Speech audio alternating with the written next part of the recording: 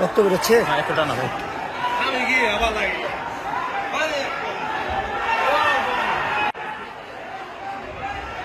ভাই ডিপ করে ইটে লাগলো করতে আহমেদ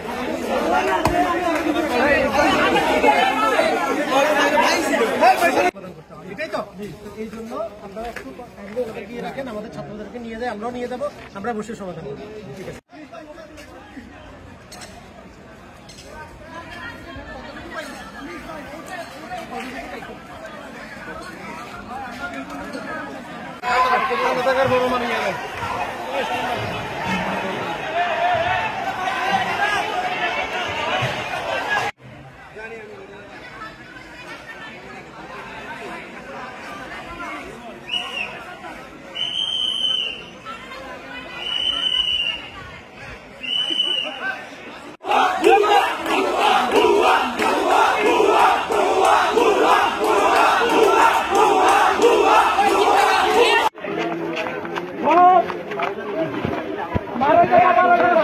আমাদের ভাই বোনদের অর্ধেক প্রশাসন বলছে যে আমাদের ভাই বোনদের উদ্ধার করবে, একজন শামীম স্যার এসে বইলা গেছে যে আমাদের ওখানে কেউ নাই। ঠিক আছে, পোলাপাইনদের হুদায় আটকায় রাখছে এবং তাদেরকে পিছে ফিরে যাইতে বলতেছে। এটা কেন পিছে ফিরে যাইতে বলতে যায় না, কারণ আসিফিলা যে হামলা হয়েছে এটা আমাদের চাক্ষুষ প্রমাণ আছে, স্টুডেন্টদের মধ্যেই আছে। ঠিক আছে, প্রশাসন কি সংশোধন করতেছে আমরা জানি না। আমার আইন বিভাগের 19-20 বর্ষের যারা আমাদের সুন্দর ভাইরা আছে, আমাদের শাহিদ ভাই, আমাদের রেমান সাকিব ভাই, তারা আমাদের ফোন করে আমাদেরকে মেসেজ করে আমাদেরকে বলেছে তারা মাসুদ মানরে তারা আসিফ পিলার আটকা পড়েছে এবং দেশীয় অস্ত্র সহযোগে এই স্থানীয় যারা পরিচিত হামলা করছে তারা তাদের জীবন নাশের হুমকির কারণ হয়ে দাঁড়াচ্ছে। কিন্তু আমি আমাদের মিরাদারি স্যারকে আমরা বলেছিলাম, কিন্তু তিনি আমাকে বললেন তিনি লোকেশনটাও জানছেন না। আমি তাকে লোকেশনটা দেওয়ার পরে তিনি বলছেন আমি টিম পাঠাচ্ছি। আমার কথা হচ্ছে আমরা যখন ফোন করে জানাচ্ছি তার আগে কি তাদের উচিত ছিল না তাদের পদক্ষেপ নেওয়ার জন্য? এই প্রশ্ন আমি রেখে গেলাম। স্থানীয়রা এখানে ওরা রাতে একটা ঘটনা হয়েছে, বিল্ডিং এর নিয়ম অনুযায়ী হলো এখানে ঢুকতে হবে 11টায়।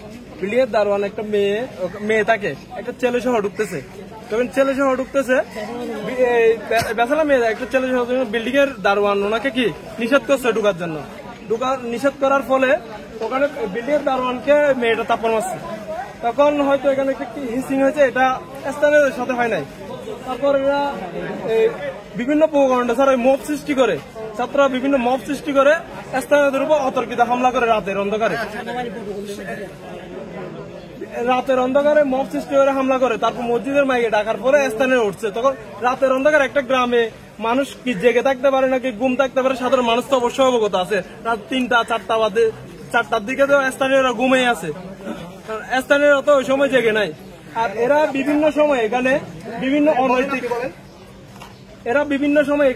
অনৈতিক কাজের সাথে লিপ্ত, এরা বিভিন্ন অসামাজিক কাজ গুলোর সাথে লিপ্ত। এরা বিভিন্ন সময় এই বেসালার ছেলে যারা থাকে ওরা মেয়ে নিয়ে আসে, তো এগুলো নিয়ে বিভিন্ন সময় স্থানীয়রা নিষেধ করছে। এটা হলো আজকের ঘটনা। এই সময়ে কেন অবস্থানটা? এই সময়টা হলো এখানে রাতের অন্ধকারে যখন ছাত্ররা হামলা করছে, তো এখন স্থানীয়রা এখানে এসে দাঁড়াইছে। এখন এখানে তমতমে একটা পরিবেশ বিরাজ করতেছে, কারণ যখন ছাত্ররা আসছে তখন এখন আবার স্থানীয়রা আবার একত্রিত হয়েছে। আজকে আমার জানা নাই, রাত্রে একটা ঘটনা হয়েছে। ঘটনাটা আমরা তদন্ত করার জন্য বিশ্ববিদ্যালয়ের প্রশাসন এবং পুলিশ প্রশাসন মহোদয় আসছে, আমরা দেখতেছি এটা। একটা অনাকাঙ্ক্ষিত ঘটনা হচ্ছে একটা বিল্ডিং এর একটা কেয়ারটেকারকে নিয়ে ওই ঘটনাকে রেস ধরে সবার সাথে এলাকাবাসীর একটা 2-1 জড়িয়ে গেছে। এটা থেকে এলাকাবাসীর আরো বেশি হয়ে গেছে। ঠিক আছে, এখন সবাই ছাত্ররা এসে বাড়িতে ভাঙচুর করছে। আপনাদের আসলে কি পরিমাণ দোকানপাট ভাঙচুর করছে এবং বাসা বাড়ি ভাঙচুর করে, এই ব্যাপারটা যদি একটু বলতেন। প্রায় 1000 কাছাকাছি দোকানপাট এবং বিল্ডিং ফার্স্টে যা বিল্ডিং আছে সবই ভাঙচুর হয়েছে বিল্ডিং, এবং বিশেষ করে গ্লাস এগুলো সব ভাঙচুর হয়েছে। আপনারা একটু নিজেরাও দেখতে পারেন। আমাদের কথা হচ্ছে কি, এটা একটা সুস্থ তদন্ত করে দোষীদের আইনে আনা হোক, এবং এখানে যারা ক্ষতিগ্রস্ত হয়েছে তাদেরকে ক্ষতিপূরণ দেওয়া হোক। আমরাও চাই বিশ্ববিদ্যালয়ের সাথে, আমাদের ছেলেদের সাথে, এলাকার সাথে একটা সৌহার্দ্যপূর্ণ পরিবেশ থাকে। আচ্ছা, আপনারা কি মনে করতেছেন, এটা কি কোনো রাজনৈতিক চক্রান্ত বা অন্য কোনো কিছু কিনা? আমরা আসলে ওইটা দেখতেছি না, আমরা সব এখানে এলাকাবাসী। এখানে ঘটনা হয়েছে যে কি, যার সাথে ঘটনাটা হয়েছে একটা কেয়ারটেকারের, উনি কোনো রাজনীতি না, এখানে যারা আছে সবাই কোনো রাজনীতি কোনো বিষয় না, এটা সব এলাকাবাসী একদম ঘরে ঘরে ঢুকে এটা ওরা হামলা। ঘটনার সূত্রপাতটা যদি একটু বিস্তারিত। সত্যপাঠটা আমি আগে বলেছি, কালকে একটা কেয়ারটেকারের একটা বিষয় নিয়ে একটা ছাত্রের সাথে একটা ঝামেলা হয়েছে, এগুলো এই যে নিয়ম কারণ নিয়ে ওইটা নিয়ে ওনাকে তুলে নিয়ে যেতে চাইছিল ছাত্ররা। এখন এলাকাবাসী তাকে নিতে দেয়নি, এটার সাথে একটু হালকা ধাক্কা হয়।